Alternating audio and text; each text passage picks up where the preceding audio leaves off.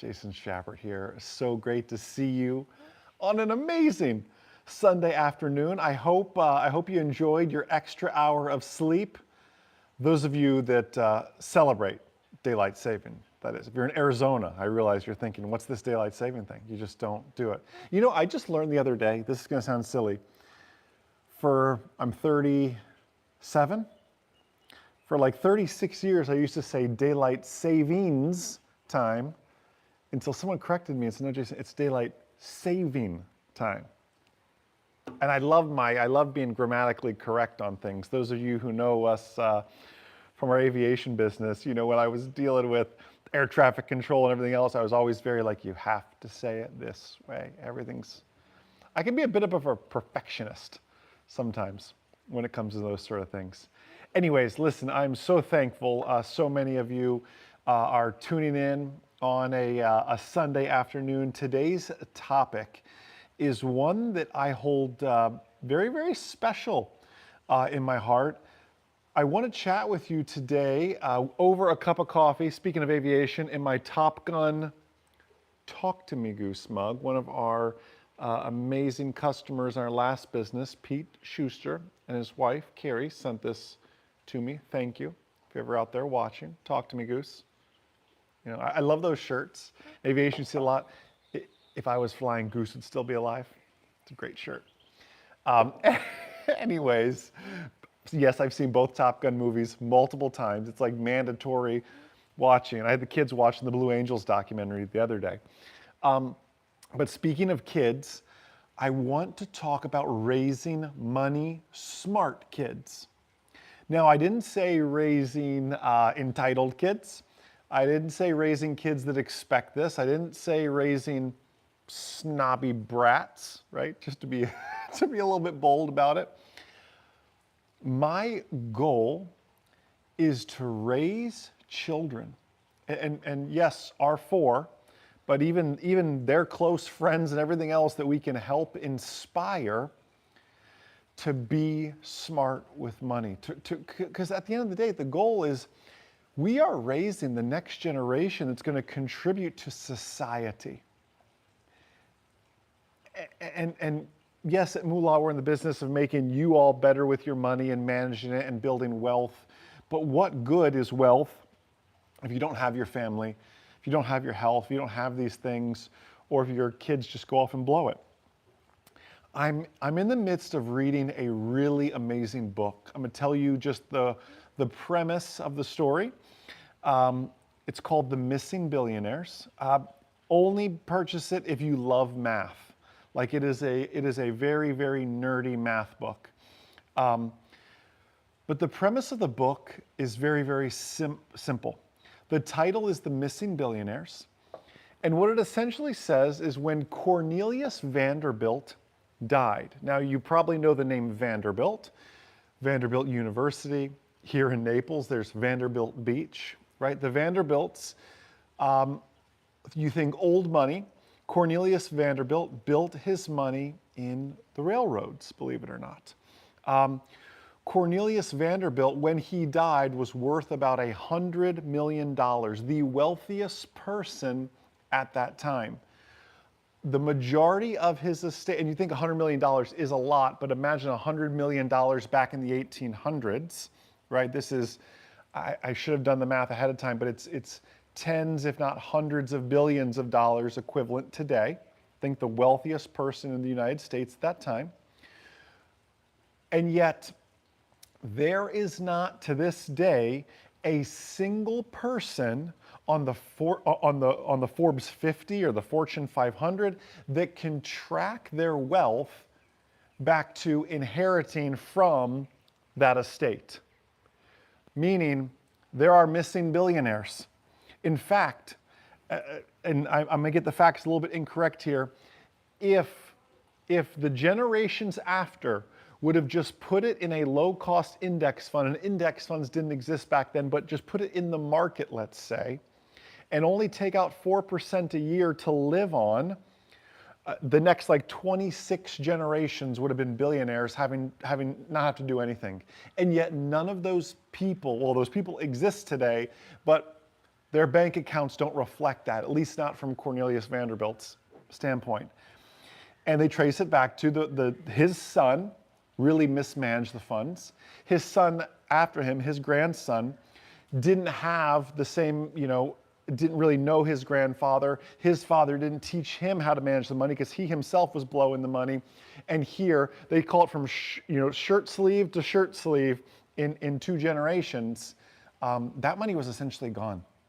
You think, how does that money, bad investments, lavish lifestyles, everything else. And I'm not saying you can't live a good life. We are very blessed and live a good life, but you can do it and live within your means. And I share that story to say that we have to teach our kids about money.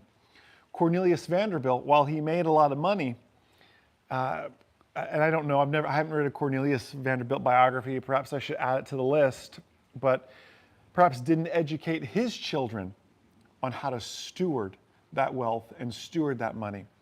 And you may not be a Cornelius Vanderbilt, but you can help teach your kids here today some money saving principles.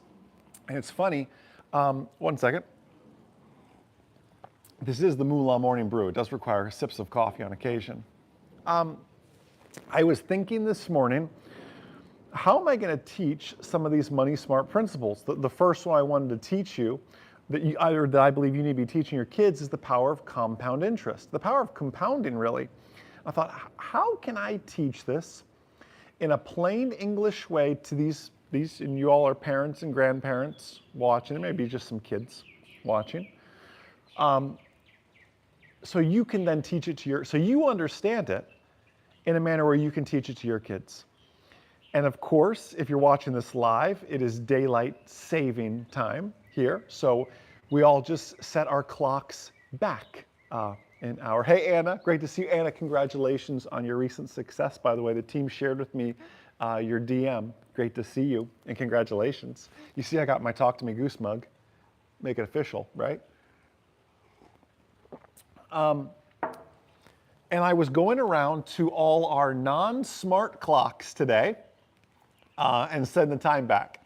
That being the coffee maker, the microwave, most devices in the house now at least fix themselves, but some, as you probably did today too, if not, it's probably bugging you that you need to go do that.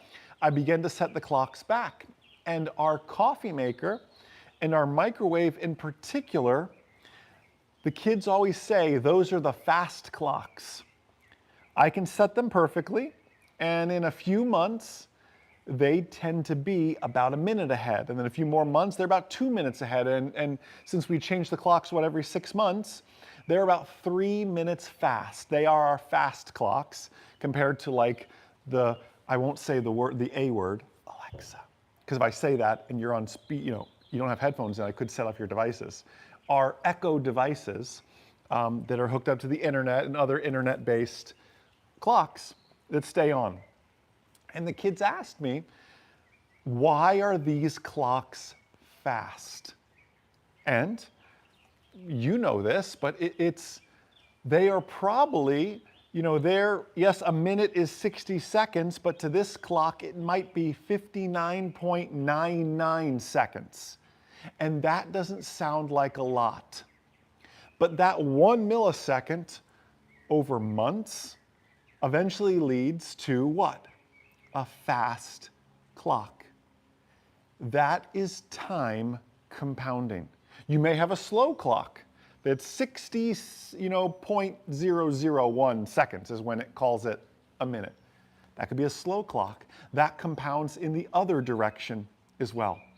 So I was thinking, what a cool example to teach the kids. This clock is fast because it's just a millisecond. 59.999. But that is fast compared to a proper 60 seconds. And it doesn't matter. I just put the clocks on the proper time, the fast ones, the microwave and the coffee maker in particular. And they're accurate right now. And they're going to be accurate tomorrow. And they'll be accurate next week when I see you on Sunday. But ask me in about 4 weeks, in about 6 weeks, in about 2 months, those clocks will likely be fast. Why? because that millisecond, every minute it's a millisecond. And that compounds and it grows and it turns into this snowball and it builds and it builds and it builds and it builds. And my friends, that is exactly how compound interest works. And that's exactly what you need to be teaching your kids. You know, there's the saying, you know, a penny saved and all these different things, but all of these things add up. If you subscribe to Moola, and I hope you do, you see that we do these $5 Fridays. Every day, I am investing $5. And that seems so insignificant. You think, Jason, it's just $5. Like, what could that ever grow into? There's my dad watching. Hey, Dad. What could $5 ever grow into? But what could 1 millisecond being on your fast clock ever grow into? Well, it ends up being 2 or 3 minutes fast. Your $5 that you're saving every single day grows into something. And this is the problem we make. We are all waiting for a big hit. Oh, when I get that bonus, when I get that tax refund, when I get that raise, then I will begin to save. Then I will invest that. It's almost as if we don't believe that saving $5 a day ever could amount to anything. And in fact, if you end up missing the market on those days, that's what really affects you. I recently did a video about people trying to time the market or they're waiting for the right day. If you take the 10 best days of the stock market over the past 10 years, and let's say, this is going to sound really, really crazy. Let's say you take Jason, who invested for, let's say $5 a day over 10 years, didn't miss a day. Versus you take somebody that over the same time period, they invest the same amount of money. However, they stay out the 10 best days of the year. 10 best days. And let me tell you what makes a best day. In order for there to be a best day, it typically has to go down to have that big rally, to make one good day. It's not like we just go from rally to rally to rally like stairs. The market actually goes down. And you keep investing the $5 on the way down, and you keep investing the $5 on the way up. And it's compounding all the way through. Yet if you got scared in those down times and missed the 10 best days, it's the same 10-year period. I'm just taking 10 days out of 10 years. You would still be up, but you would be up 70% less than the guy who stayed in from day 0 to year 10. You still exit at year 10 and you're still profitable and you did very well. But you made 70% less in profit because you missed 10 days. Those of you waiting for the bonus, those of you waiting for your tax refund, those of you waiting for the raise, you're missing the best days. Put yourself in the game. People, it's funny, I deal a lot. We have an amazing support team, and if you've interacted with our M0, I said M0A.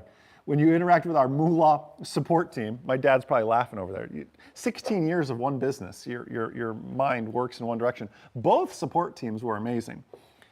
If you've interacted with our Moola support team, and kudos to our Moola support team,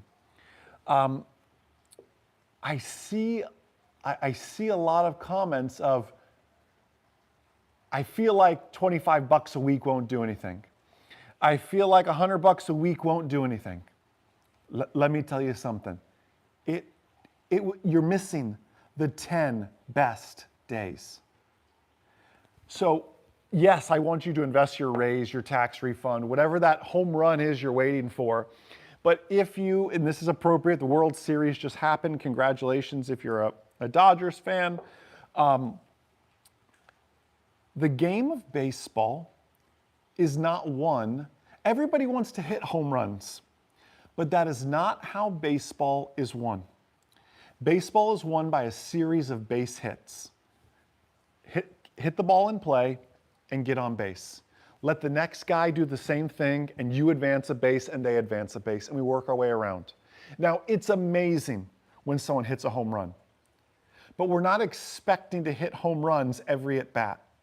I just want to hit the ball in play and get on base. If it's a double, that's awesome. If it's a home run, whew, that's great.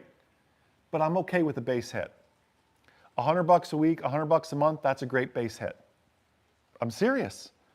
When home runs come, like your tax refund, or when that S&P 500, by the way, S&P 500 is up 16% so far this year.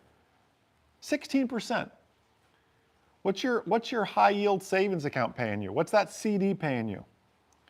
We're on month 11, and the S&P 500 is up 16%. And you may have missed out on that because you weren't invested.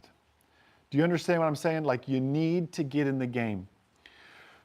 I want you teaching your kids the power of getting in the game, and this is the second point, staying in the game.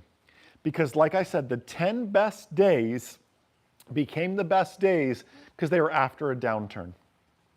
Earlier this year, we had one of the best days of that period, about April or so, when the market was all crazy, when we were talking tariffs and the world just seemed to be falling apart. And the market dropped, crypto dropped, and it rallied right out of that. And the headline lately has been the S&P 500 at a record high, which makes people also think, oh my goodness, how many records can we hit until it pulls back? Let me tell you, it will pull back. I don't know when.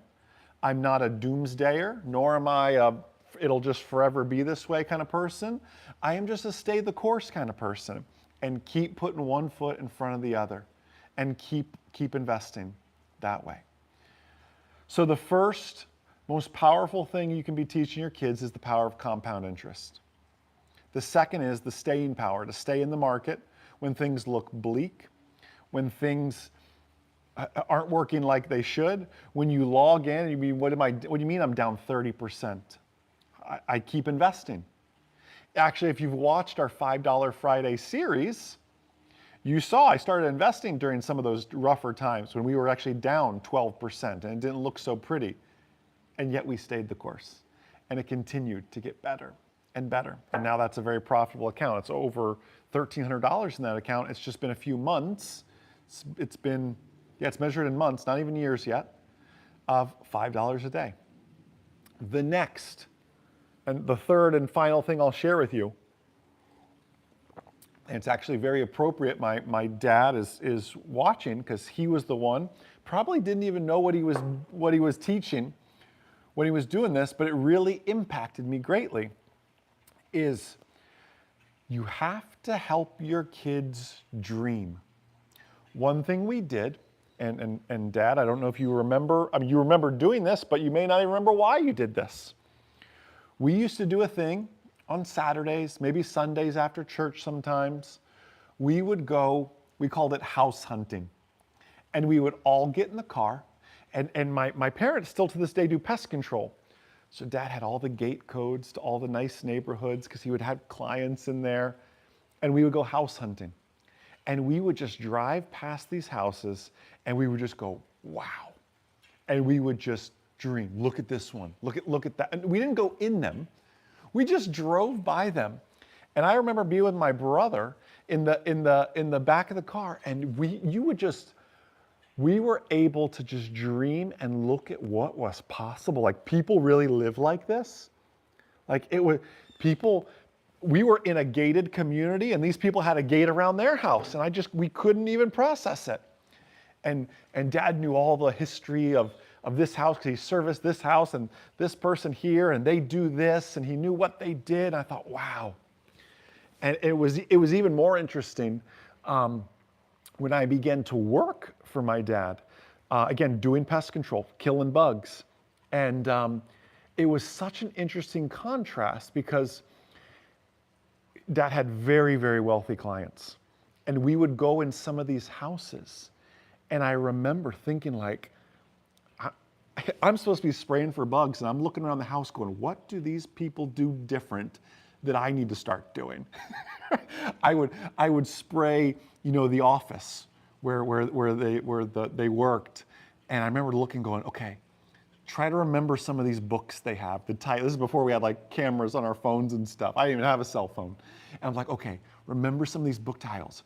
Rich people read a lot of books. And I'm looking at all these things. Oh, okay. And I'm just like, this is where I got these associations that I need to be a reader. I need to, if I want to be like that. And to take it to the other extreme, we also had clients that, how do I say this politely? You wouldn't want to live like. And we would go in some of those houses. And we were there for a reason, because there were some serious bug infestations. And you would knock on the door at 11 o'clock on a Wednesday, and you'd wake the people up. And you'd go, huh, they live like this, they have this kind of house, and at 11 o'clock I woke them up. Or, and it's not a knock. Everyone has their own different lifestyles, I guess, but I learned at a very young age, okay, that there are two different camps, really, and you get to choose is the best part. A lot of that is a choice. These people didn't inherit their wealth or inherit their misfortune. A lot of it was by purposeful choices. So that's a long way of telling you one of the best things you can be doing for your kids is just helping them dream. And listen, you may not have the biggest house or the biggest success or the dream job. That part doesn't matter. All parents want a better future for their children. It is my dream that all 4 of our children go on to create even greater success than we have. And success isn't measured in money or square footage or anything. They could go create success in whatever their domain is, being the best at whatever they choose to do. That's what's important to me, right? It's not measured in how big is your house or how many planes you have or whatever else that is. They get to define what their success looks like. But you need to help them dream, and you need to show them that those dreams are possible, right? If Ella wants to be a vet, for example, well, what are things we could be doing as parents to help Ella dream about being the vet that she dreams? Well, we do regular trips to the zoo.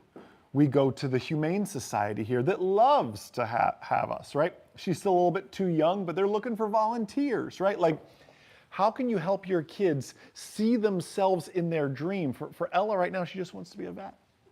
For Gavin, he wants to be a pilot, right? And that's a little bit easier for us because many of you know our history. So when we do fly, it's very easy. Like, Gavin, sit up front, or let him help me with the pre-flight, or help move these chocks, or undo the tie-down ropes. Like, some things are easier than others.